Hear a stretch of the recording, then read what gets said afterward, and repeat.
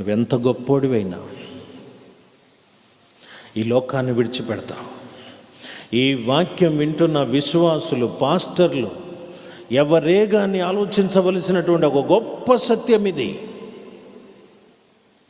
ఈ లోకాన్ని విడిచిపెట్టాక నరకం అనేది ఒకటి ఉన్నది. ఆ భయంతో మనం బ్రతకాల.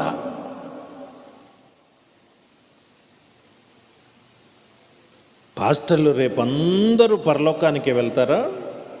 భూమి మీద పుట్టిన దేవుడు ఎన్నుకున్న పాస్టర్లు అందరూ పరలోకానికి వెళ్తారంటారా? వెళ్తే మంచిదండి,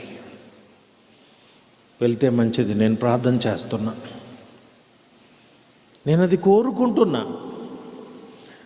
దైవజనులు ఎవరు కూడా నరకానికి వెళ్ళకుందురుగాక, అది నా వాంఛ.